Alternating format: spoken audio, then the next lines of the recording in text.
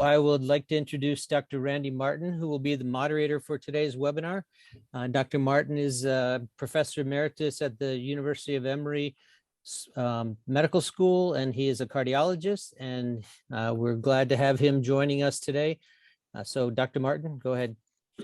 Thanks so much, Damon. Good to see all of you. And I understand we've got maybe 41 countries are joining. That's spectacular. Correct. I do bring you greetings. All the three of us that are going to be with you this morning are all on the East Coast. So we bring you greetings at this time of year. Grateful for everybody's presence and hopefully everybody's good health and all that you're doing.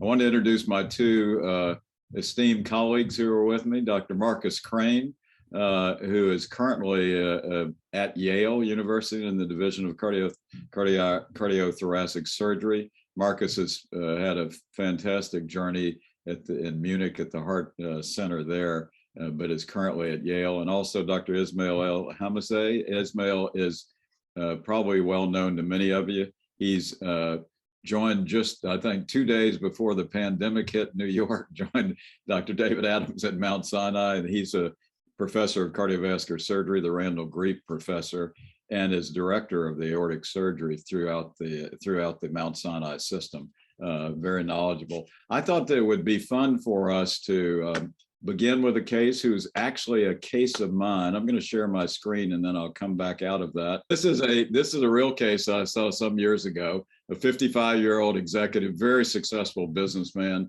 very savvy about many things. And he was referred to me for a question of aortic stenosis. He said the patient said he was totally asymptomatic. In fact, he told me he hiked with absolutely no symptoms, and he said he had just completed a 5-mile hike. It's more like a trek, I think, over in California with multiple altitude gains. When I talked to him, I'll show you more of that, but when I listened to him, he had a murmur that you could hear without a stethoscope. He had classic severe aortic stenosis, decreased carotid upstrokes. When I started questioning him further, he said that he had actually had lightheaded sensations a couple times in the hike, and that in fact coming in the parking deck in the hospital, he felt very lightheaded. So here's his echo. This is a parasternal long axis. You have a classic feature. It's got LVH. It's got a doming aortic valve that would make you think of a congenitally malformed aortic valve. Here's his apical 3-chamber view.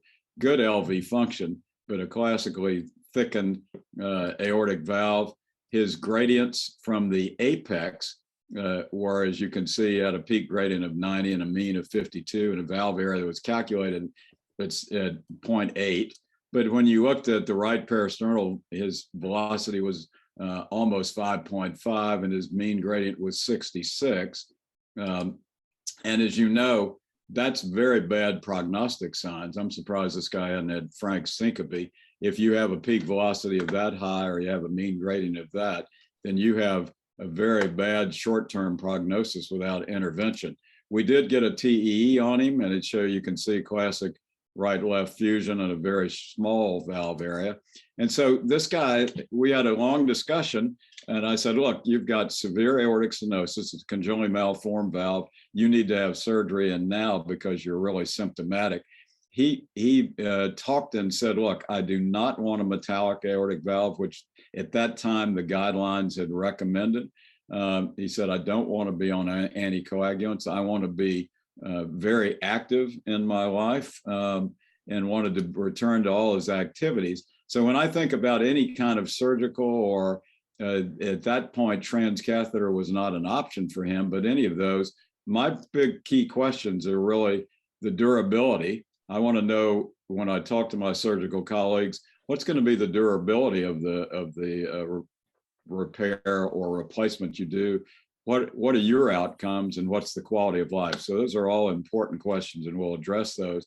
So these are my colleagues that I sought the advice from this morning, Marcus and Ismail. So Marcus, I was in Japan maybe 10 years ago, and I heard Dr. Osaki talk about the AVNeo procedure, and I was blown away with it. I thought, man, that's innovative, but is that reproducible? Can you do that? So I'm going to come to you and ask for my executive, would you consider doing an AVNeo procedure on this gentleman? So, and Ismail and I are going to jump in whenever it's appropriate. So I'm going to stop sharing, and let you take it over. Okay, you want to share your screen and tell me how you would approach this.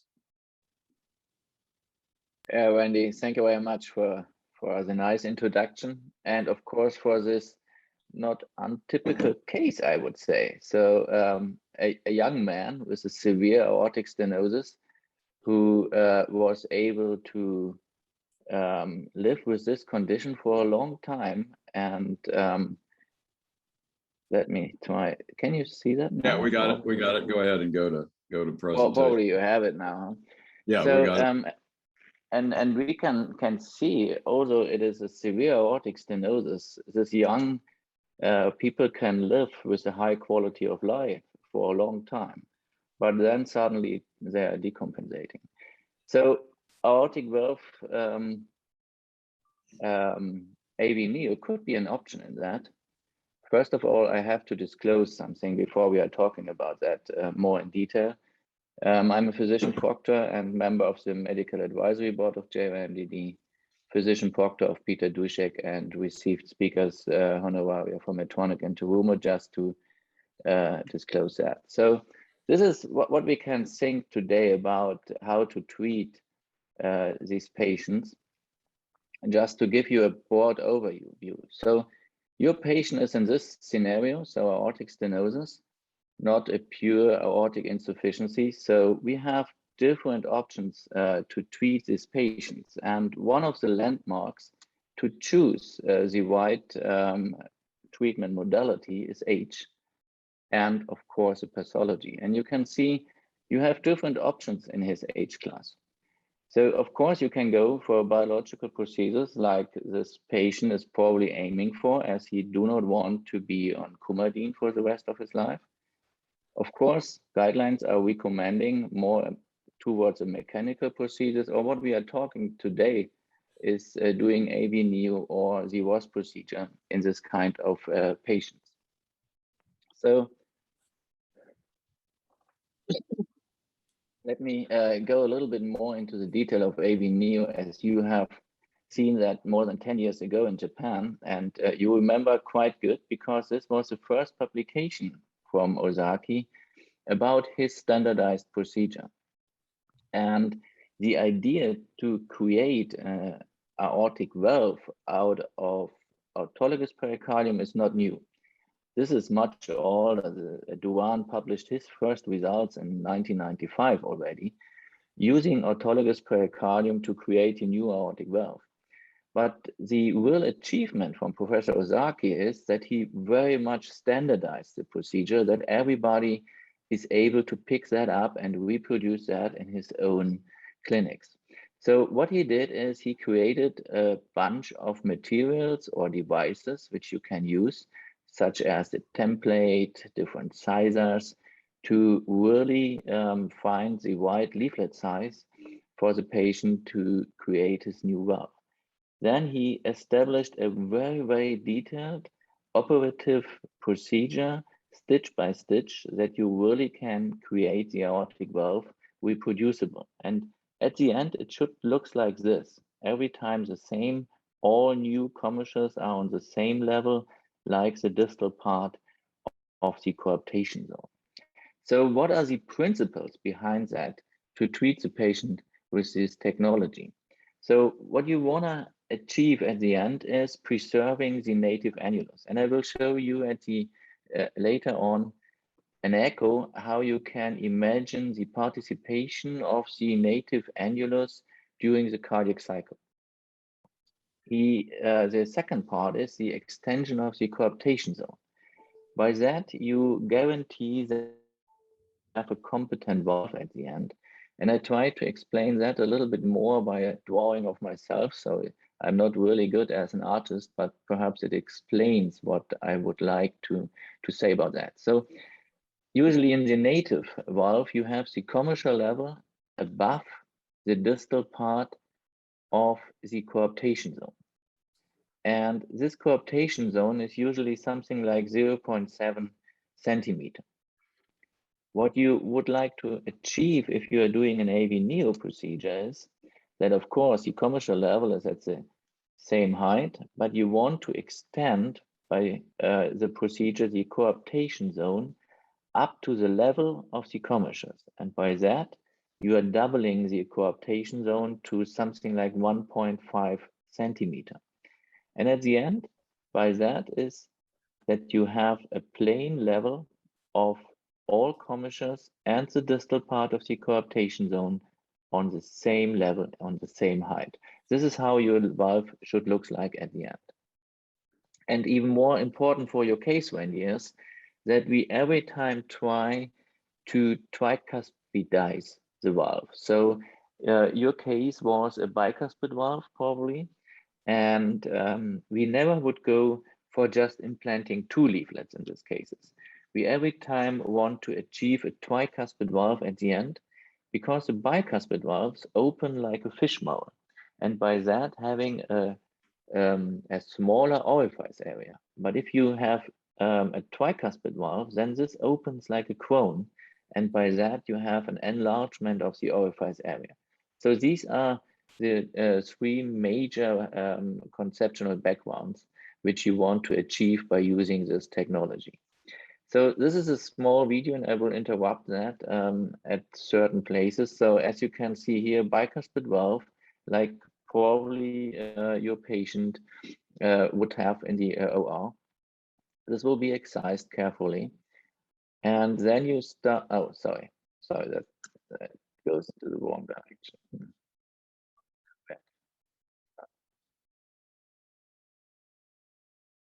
See that, if we pick it up again, okay. So then you start measuring. Measuring after excising the valve is from commissure to commissure. So this is how you determine the size of the new leaflets. And as you can see here, we have had a 27 in the left, a 25 in the right, and a 25 in the non-coronary sinus. So by that, we will implant 3 new leaflets and achieve a tricuspidization, which is very symmetric because we just have 1 size difference between all 3 leaflets. So this is what you do after harvesting the pericardium and treating that with glutaraldehyde and washing that. Then you transfer the leaflet size, and you can see here is 27. You transfer that using the template towards the pericardium. And you can see the dots here. These are given dots on the templates. You transfer them also to the pericardium. These are your stitching dots on the pericardium. So then you excise that, and you can see here's something special. Here's your drawing line from the template, and you have here the wing extension. And you should keep that for building up at the end the commissures. I show that in the video later to you. So and then you start implanting the leaflets towards the native annulus. So every time you start in the nadir of each sinus, so the lowest point, and then you are stitching every time each dot and then the annulus, following a certain protocol for implantation.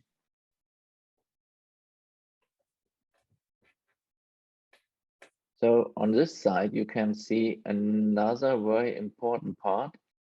So usually in a bicuspid valve, 1 commissure is sitting a little bit lower than the other 2. And this was also here the case between the right and the non-coronary cusp.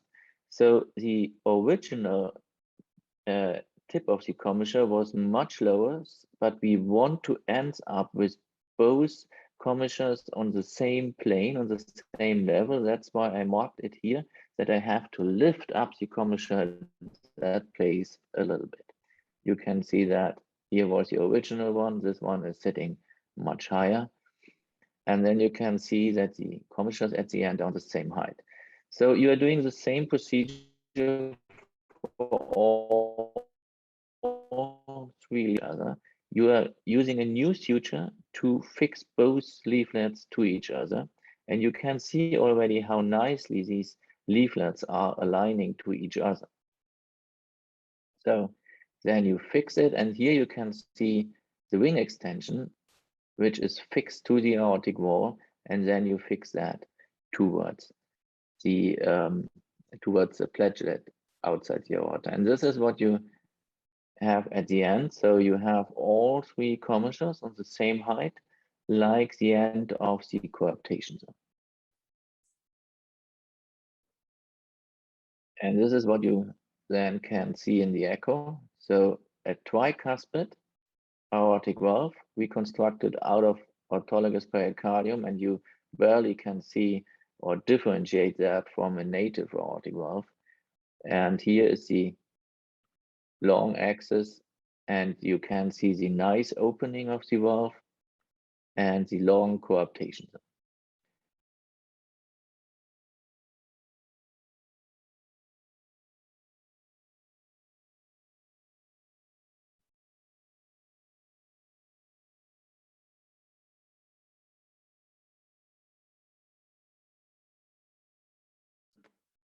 And competent aortic valve, and if you go to the long axis view, you can see the same here, a nice opening of the aortic valve, and also this shows a nice competency. Gradients in these patients are typically low, so here are his numbers: a maximum gradient of 16, mean gradient of 8.9, and an effective orifice area of 3.2 square centimeter. I have another echo for you showing this, and I would like to show that to you to address or point out to the annulus expansion during the cardiac cycle after AVNeo, and have a specific look how it behaves at this area, at the annulus. And you can see how the annulus is still taking part and moving during the cardiac cycle, which has a severe and significant impact on effective orifice area by moving. And you can see how nicely these valves are open, almost completely. So just to show you some numbers, these are our experience from Munich, which I operated there. So 161 patients within 4 years. The mean age is fitting pretty good to your patient, Wendy. So it's 53 years. Bicuspid aortic valves were present in 85% of the patients, so in 135.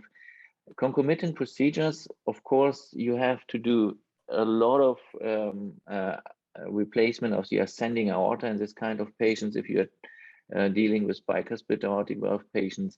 But there's one point I really would like to point out to, that is the permanent pacemaker rate. So in this 161 patient, we were not needed to implant even one pacemaker, and probably, especially for these young patients, this is a very important point. So you asked for hemodynamic, and yeah, just go ahead if you want to hear me. Yeah, I want to know about the durability. I mean, this looks innovative, and Ismail, certainly jump in whenever you can. But this is very innovative. But I want to know about the durability of this and the hemodynamics.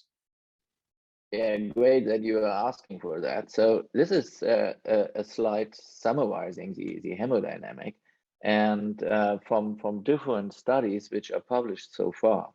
So I have shown you a case of mine, and here are the data out of more than 100 patients, and you can see the mean gradients all over the studies were very low. So this seems to be reproducible all over the world. But even more important is the durability. And of course, this is a young procedure, so there are not so much data out at the moment. But here's what we know so far. So Ozaki himself, but of course, he's the inventor of the procedure, published a cumulative incidence of reoperation in 850 patients of 4.2%, which is quite good, I guess, after a mean follow-up period of 53 months. But you have to have in mind his mean age of his population is 71. So it's not really fitting to your case, Wendy. But if you go a little bit more down, then you can see here 4 studies Ida, Benedetto, and Pirola, who pretty much targeted the age population or the patient you are presenting. So the best follow-up so far is from Ida. He presented his follow-up in 36 patients with a mean age of 55 and a mean follow-up of 4 years and a maximum follow-up of 7 years. And he has a freedom from reoperation of 90%. Having in mind that this population is 55 years old and having in mind the durability of biological procedures in this age class, this seems to be pretty good. Well, yeah, Marcus, we're getting a lot of questions. You're stimulating a lot of interest.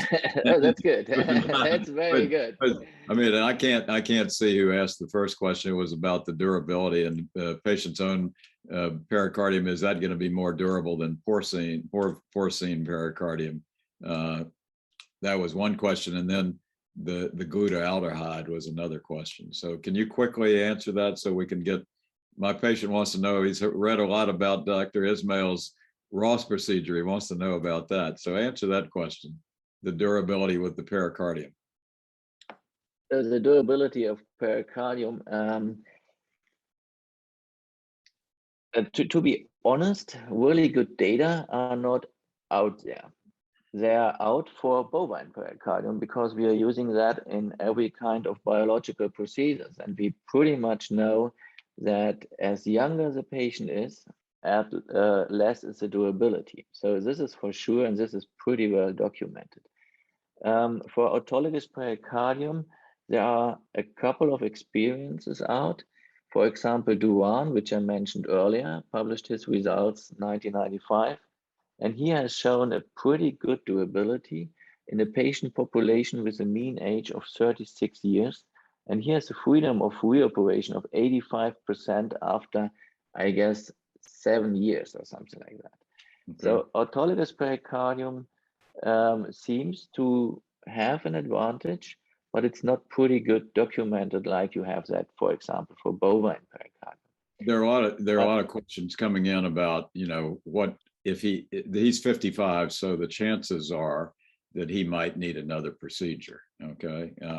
So there's questions coming about that, but we'll come back to that because I want to get to Ismail here in a second. You've got some more information to share with us? Just one slide perhaps to show you our current freedom from reoperation in our 161 patients, which is 95% after almost 5 years. So this is our own experience, and yeah, let's move on to. Well, let me ask one other question while I've got you before you do that. Do the summary. Is there's a question that says you've started doing 4D flow dynamics with the MRI, studying the aortic valve after the AVNeo procedure. Have you got any information on that?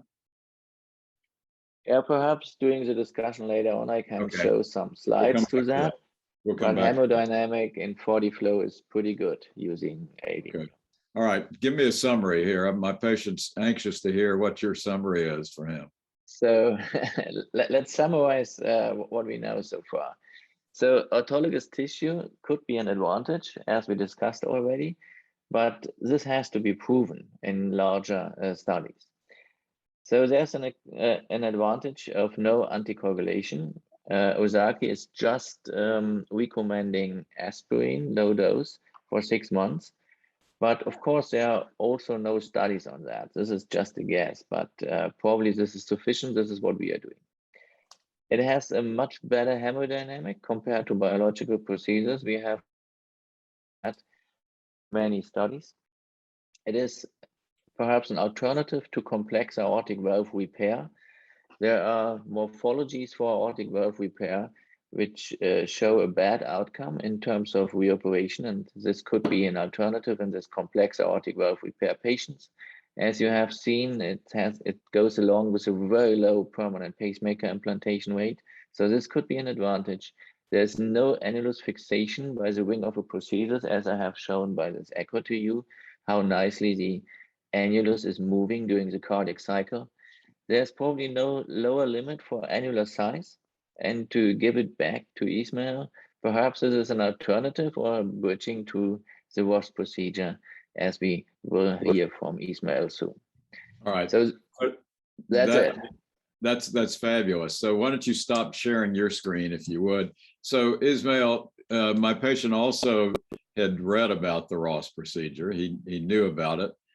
I told him that I'd had a chance to meet Sir Donald Ross, and he was quite a character but a very innovative guy, as both of you are. So tell me about the Ross procedure in adults. I'm used to thinking about it and have seen a lot of patients with it, but tell us about that. Excellent. Well, thanks a lot, Randy. And Marcus, this was a great presentation. Let me talk over the next 10 minutes or so about the Ross, but I'll give some background as well about prosthetic aortic valve replacement in these patients, because I think your patient, Randy, should really know a little bit more about mechanical and tissue valves in his age category. I have no disclosures, except to really say that Marcus and I are good friends, and I really admire his honesty as a surgeon, and I admire his skill as a surgeon as well. So, there's no competition here. In fact, both these techniques I don't think are competing techniques. I think they're very much complementary, as we'll discuss after the next few slides. So this is Randy's patients, 55-year-old, otherwise healthy guy, severe symptomatic AS, normal EF. What do we do?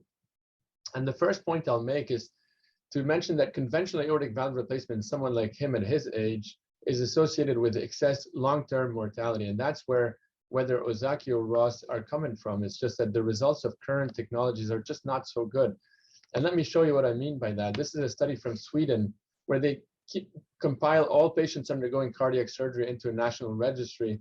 And when they looked at long-term mortality in black in patients undergoing aortic valve replacement versus the age and sex matched Swedish population, you can see that about 7 or 8 years after surgery, that there's excess mortality after aortic valve replacement. Now, this is all comers with tissue or mechanical valves. If you look at this, you may assume that this is probably driven by older patients, except they actually stratified the patients according to their age at the time of surgery.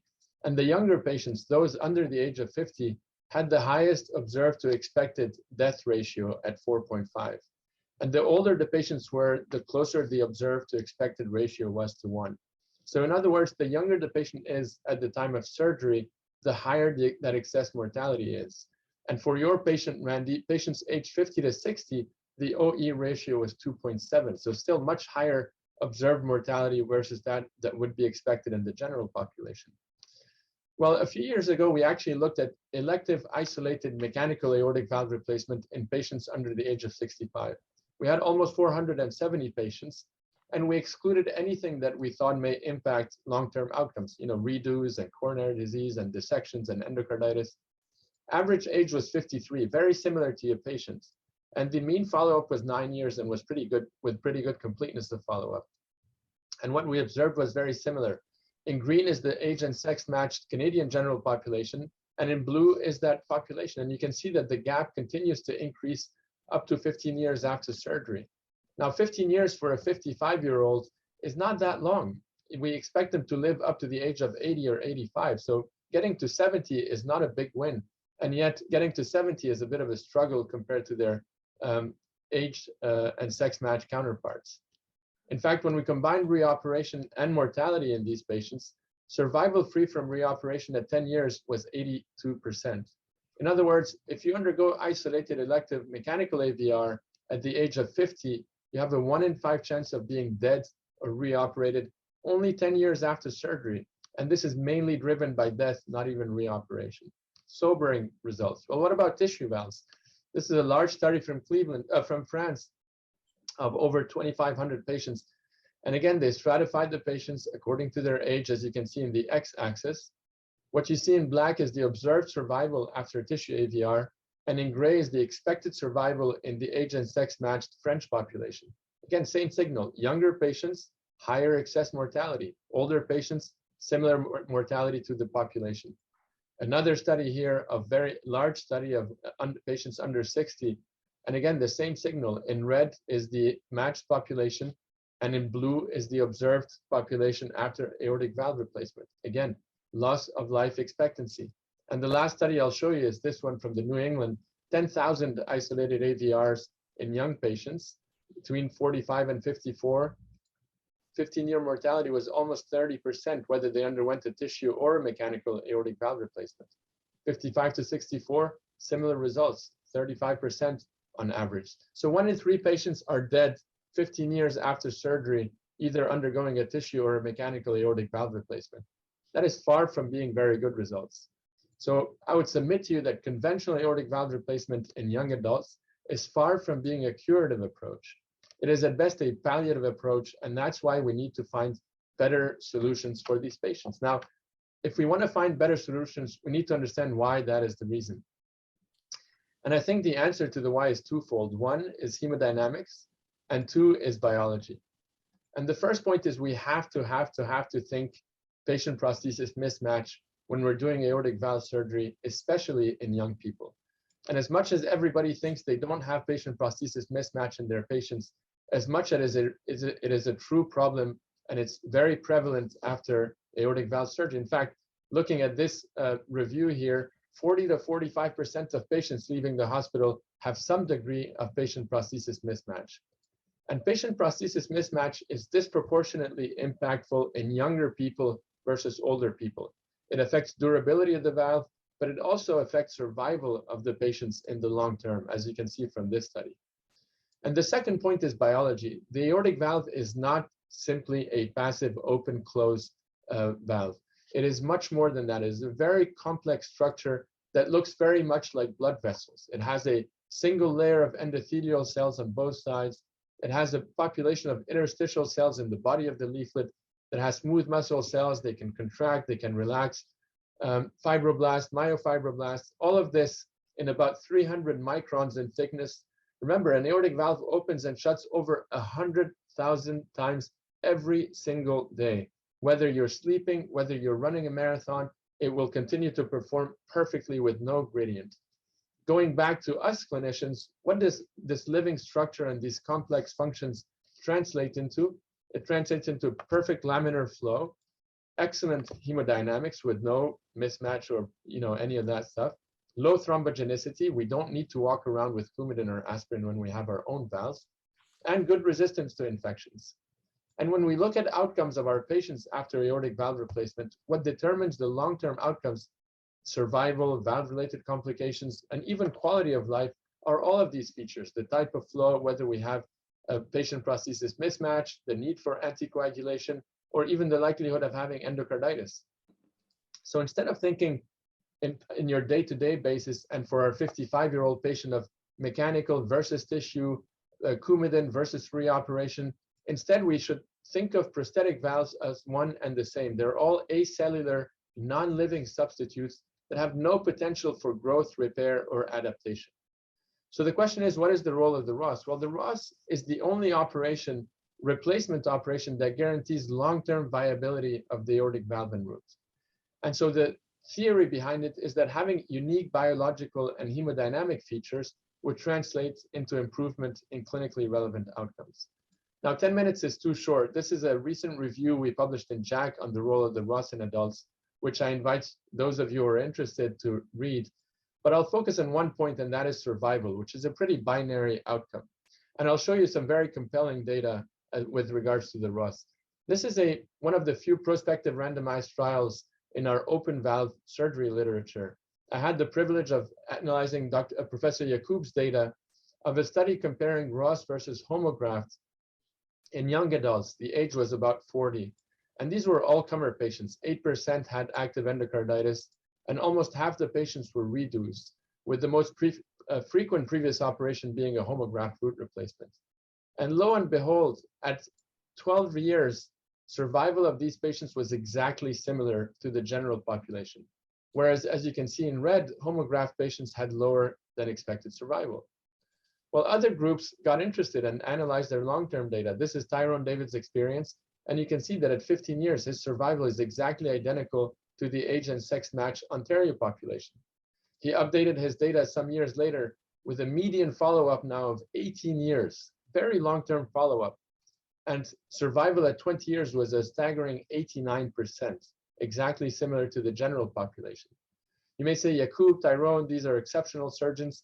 Well, the Germans put their data into a national registry and just published the most recent iteration. 2,500 patients. The average age was 44, and the mean follow-up is 11 years. And up to 20 years, survival is again identical to the German age and sex matched general population. Another study here comparing ROS and mechanical from Australia showing significant difference in survival. Another study here that will be published in JACC very shortly, where we looked at New York and California-wide data comparing ROS mechanical and biological AVR. And you can see that ROS survival is exactly identical to the general population, and it's significantly lower with a mechanical or a tissue valve. And the hazard ratio is spectacularly similar whether the patients had a tissue or a mechanical valve. And there are many more studies in the literature with long-term follow-ups showing all of them that same signal of restored survival in the long term. So I would submit to you that it's the only replacement operation that restores survival in the long term after valve replacement. But the question is, what is the Achilles heel? And that's my next 2 minutes before I wrap up. I think it's twofold. One is surgical complexity and risk, and the second is durability. So let's just tackle surgical risk. I'll show you my experience with the ROS, which includes my learning curve, both as a surgeon. I started doing ROSs 6 months into practice, as well as a ROS surgeon, because we had no ROS experience before we started. And now this is the mean age of the patients is 48. And as you can see, they're pretty much all comer patients. 15% are redos, 60% had concomitant procedures, and 6% had active endocarditis. Operative mortality, including the learning curve, was very similar to or comparable to regular aortic valve replacement. And there's a definite learning curve. Both mortalities occurred early in this series. And as you can see here, also other complications occurred early in the first 100 patients, with very few complications in the ensuing almost 500 patients now. So I think it can be done safely if it's done in a high volume center with a dedicated team for this operation. Importantly, in terms of hemodynamics, look at the mean indexed effective orifice area in all these patients and the mean gradients of discharge. And the prevalence of moderate or severe mismatch was a literal 0%, which I think is very important. What about durability? Well, we now know that durability is intricately related to surgical technique. And there are many little tips and tricks that will make the ROS a more durable operation. One of them is trimming that muscle, leaving no more than 2 or 3 millimeters below the insertion of the leaflets. Because once the autograft is harvested, this muscle becomes dead and provides no structural support to the valve. So we really have to trim it very short. We have to implant the autograft deep in the LVOT so that the native LVOT serves as a support to the autograft valve. You can see the needle going very deep in the LVOT and excluding all that muscle here when we go in through the autograft. We have to trim the autograft right above the sinotubular junction, leaving no supracommissural PA exposed to systemic pressures. And we can use native aortic wall tissue to wrap the autograft, as well as aortic annuloplasties to support the aortic annulus, especially in patients with AI. Doing all of these things, looking at the German ROS registry, the rate of re-op is actually about 1.3% patient year, both for the right and the left side. This is that recent paper I told you about, and the rate of re-op is also about 1% per year. The Toronto group showed no difference between ROS and mechanical AVR up to 20 years after surgery. And looking at all the other studies, the rate of re-op is about 1% patient year. So going back to your patient, Randy, what I would suggest to him is that the paradigm has really evolved from a simple question of anticoagulation versus reoperation to a question, as you mentioned earlier in your introduction, of survival and quality of life in the long term. We now have enough data to support any decision we make and any recommendation we make to our patients based on their survival and quality of life. So to summarize, in these non-elderly patients, the type of surgery has a direct impact on their long-term prognosis, especially on long-term survival versus the general population. And I think that having a living substitute with unique biologic and hemodynamic features can translate into restored late survival with better freedom from valve-related complications, excellent quality of life, certainly no mismatch, and can be done with similar operative risk to a standard aortic valve replacement. But I think the Ozaki also presents an opportunity for this patient, and I will now wrap up my presentation. I'll stop sharing my screen, and I look forward to discussing some of that with you, Randy. with your patient and with Marcus. Yeah, thank you, Ismail. Very, very compelling. You didn't say everybody gets to run the Ironman after they have a Ross procedure, Marcus. Marcus. So this isn't a debate, but you both are making compelling cases for non-mechanical and for not biological prosthesis. There are many questions that have come in about both of your presentations. Marcus, what if I came to you and I said, look, I know a lot about Ross. I've actually done a lot of ultrasound studies on patients with Ross, and I've seen, we've seen the pulmonary homograft complications, Ismail, that you're familiar with, the stenosis and tubular calcification, those sort of things.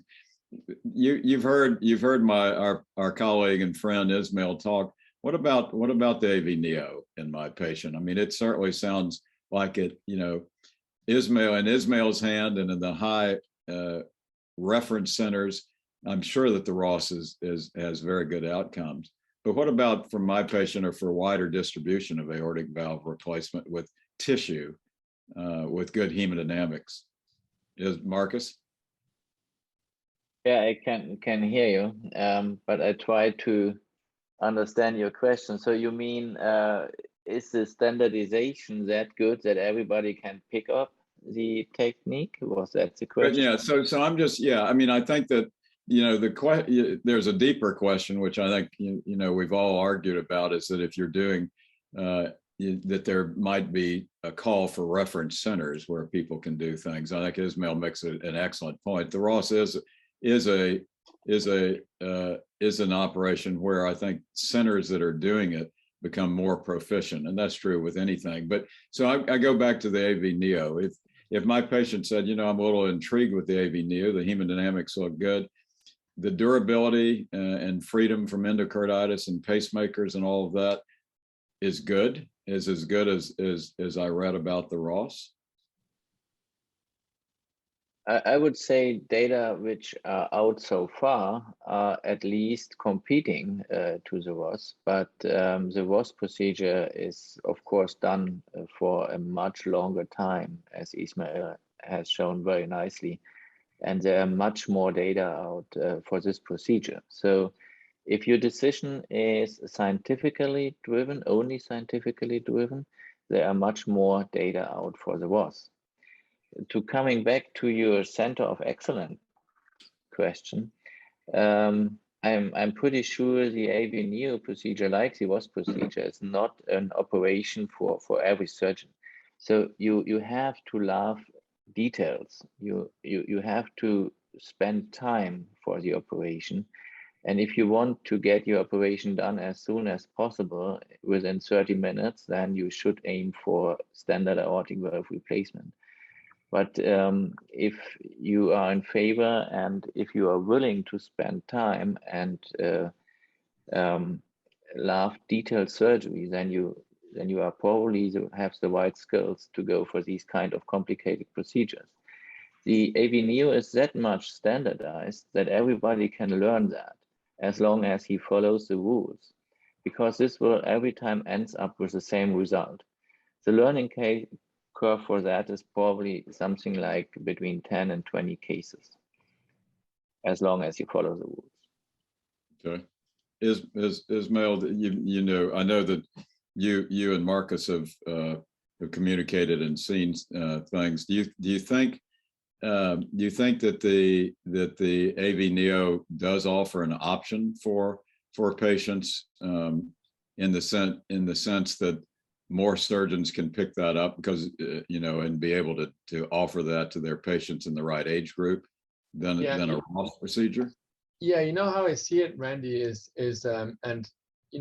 first of all, of course, we don't have any robust mid to long-term data in young patients, and that's where people like Marcus, who have the courage of their conviction and doing these cases, but importantly following these patients very systematically, will really inform the data. And as he said, if we only base it on scientific, currently available data, we'll never innovate in surgery. So we need to, someone needs to trail that to blaze that, But so the jury is still out on the role of the Ozaki. I'm still a bit cautious with regards to putting pericardium in valve positions because we have past history. Now, the Ozaki is not past history. The innovation is that the leaflets are very long, and even if they retract some, the valve continues to be functional. The way I look at it at this stage is the role of the Ozaki would be as a complement to the Ross procedure to try to either delay the time at which you do the Ross procedure. So in very young kids, in adolescents who are still growing, or even young people who want to buy some more time before they move on to their Ross, that could be a good option. The reoperation after the Ozaki would not be a complex reoperation, and doing a Ross in that setting would be easy. In settings where you don't have access to pulmonary homografts easily, the Ozaki also provides a very good option if the alternative is a tissue valve in a young person or a mechanical valve with all the issues that come with it. In the elderly patient, like Ozaki originally started his series, that's also a great option because why put a stented valve? You can put a stent-less valve, and as Marcus showed very nicely, preserve that annular dynamics, which is so important to the ventricle as well as to hemodynamics in general. Where I have a big question mark is in these patients, you know, around 50 to 65, where if you do, they mostly present with AS. We know that Ross and AS is actually a very durable option. And if you have access to a Ross center or Ross surgeon, I think that I would still vote for getting a Ross in the sense that it's a living substitute. It's very, very good durability. For all practical purposes, it's the vast majority of patients, this would be their last operation. And I'm not sure that with the Ozaki, we would be buying so much time. But I think outside of that window, both in younger and in older patients, I think the Ozaki definitely has a very important role. And within that window, if you don't have homografts or Ross surgeons, the Ozaki, I think, is more reproducible. Marcus has demonstrated that in his many travels. And it provides a good option. But again, we need to follow these patients. Right. I mean, Marcus, any thoughts or any comments? Ismail's given a very balanced and great, given us great information. Yeah, I couldn't agree more that we have to follow these patients and try to get as much knowledge about that as we can to be really able to judge both procedures, the Ross and also the AVNeo. What I'm not that much agreeing to is having the AVNeo procedure in patients, for example, older than 70 years or something like that. It's a complicated procedure which takes a lot of effort, which has longer cross-clamp times, which has longer cardiopulmonary bypass times, and we have probably nice technologies out there with the known tissue valves, etc., to treat patients in an age class over 70 who probably never will undergo surgery again in her life after having a tissue valve with an age of 70 and older. So this is probably something where we do not need an alternative today. And Ismail very nicely pointed out to all the problems in younger age classes. And yeah, we will see how this turns out. What is better at the end, having created a double valve disease, having the Ross procedure, or aiming for autologous pericardium. So up to my knowledge, there are really no good studies out there having proven a bad outcome of autologous pericardium in the aortic valve position, if it's treated and if it's nicely implanted. Especially, you have to. Sorry. Go ahead. No, I was going to interrupt you and just to ask you about because in terms of bad outcomes in the aortic position, I've read some reports about the rates of endocarditis, and I'm sure that some of the people listening will want to hear your experience with that. What is the explanation for that rate of endocarditis, and what is it actually, and how can we improve that? Yeah, endocarditis is a very important point. So the main reason for reoperation in AVNeo, but reoperation rates are low, is endocarditis. If we calculate that for our own study population, we have a rate of 1.4% per patient year. So, and this is almost the only reason for reoperation. So this matches quite nicely to what you have shown, 1% reoperation rate per year, per patient year. The reason is, in this cases, endocarditis. I have no explanation why it seems to be a little bit higher, but if you compare that to tissue valves, then you have an endocarditis rate of something like 0.4 to 1% per patient year. So it seems to be a little bit higher, but it's not dramatically higher, 10 times or something like that. The reason for that is hard to tell.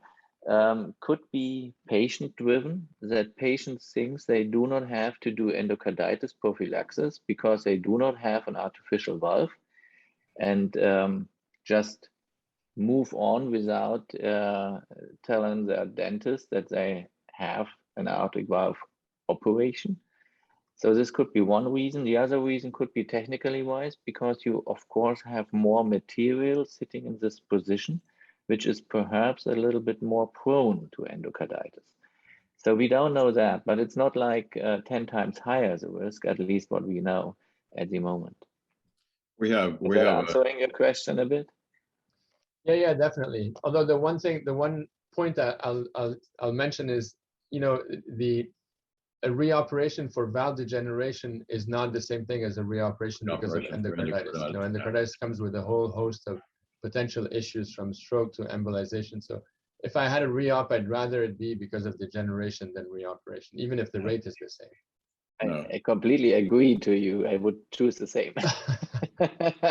Endocarditis is like having a lot of unwelcome visitors take over your house. Yeah, exactly.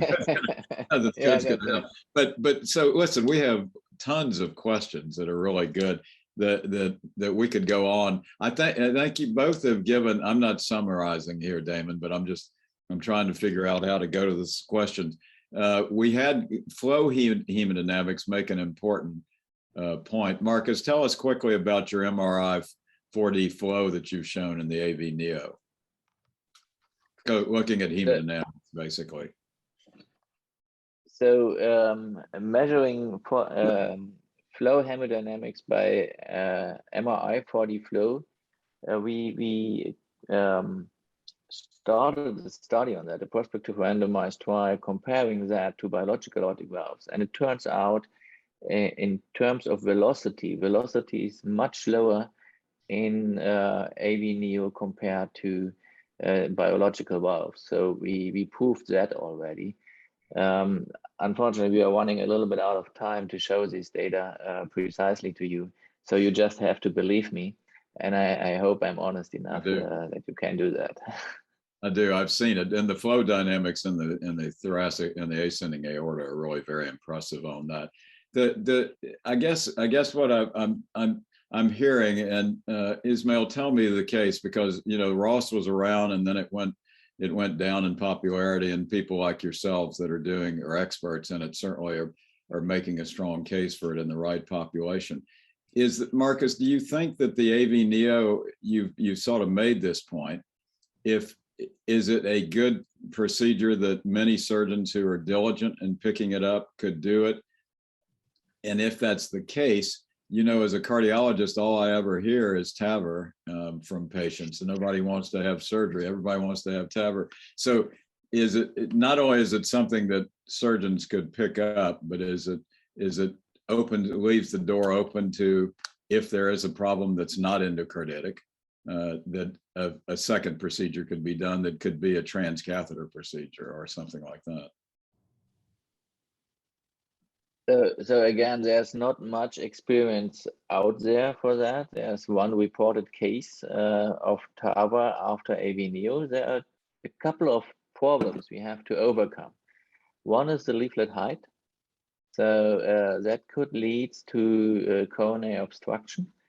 And but there are technologies out there which could be used to avoid that. For example, the Basilica technology, which is cutting the leaflet and by that avoiding coronary obstruction. The second is if we do not have in AVNeo an endocarditis as a reason for reoperation, it is usually the mode of degeneration is aortic insufficiency. So and at the moment, we do not have good devices out there to treat insufficient aortic valves with the TAVR procedures. So we expect to have the Jenner valve back, which probably is able to address that. But at the moment, there are not much good devices out there to address this kind of pathology. But I'm pretty sure this limitations will be overcome in the future. And then a scenario like treating your patient 55 years old in the first instance with an AVNeo to preserve the native annulus, and after that implanting a TAVR procedures into the native annulus of the aortic valve, so you can implant the largest valve as possible into this position.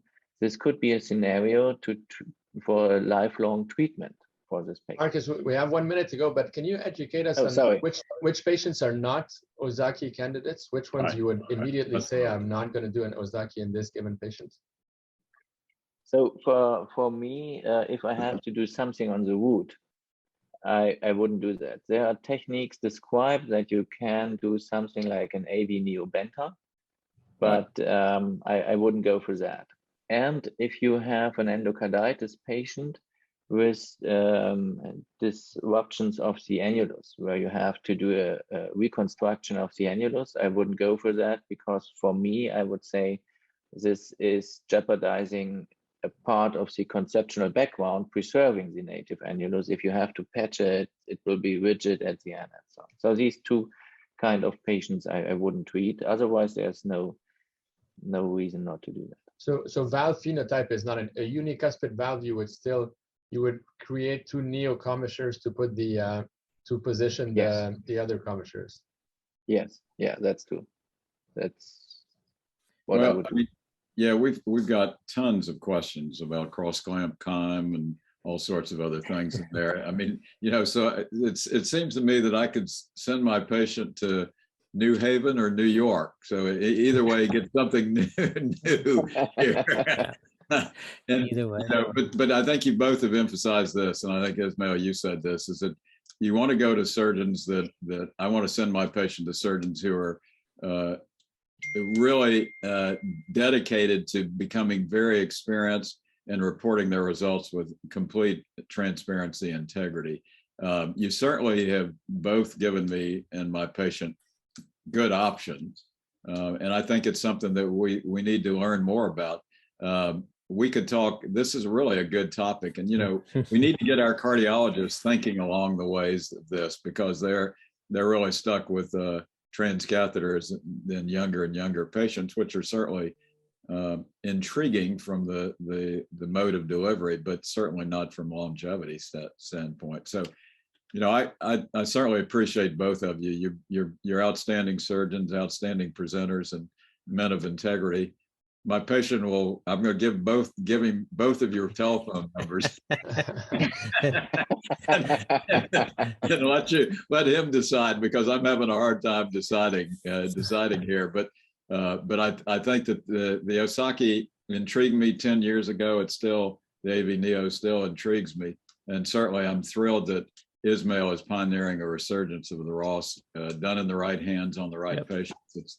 It's a very exciting one. So Damon, we're going to turn it back to you. Thank you very much. Yeah, we're out of time, and I really, really appreciate Professor Krane and Professor El-Hamzeh for all of their insights. It was a very useful and very timely, I think, topic for everybody. So as Randy, as you mentioned, there's a lot more still to be discussed. So this won't be the last time we talk about these two procedures. So look forward to discussing them again in the very near future. So Dr. Martin, thank you very much for your moderation. As always, it's a pleasure. And we really appreciate everyone's time today, and look forward to seeing you at the next webinar sometime in the very near future. Thank you very much, everyone. Thank you both. Thanks a lot. Thanks, Randy. Thank you very much. It was Thank great you. fun. Bye-bye.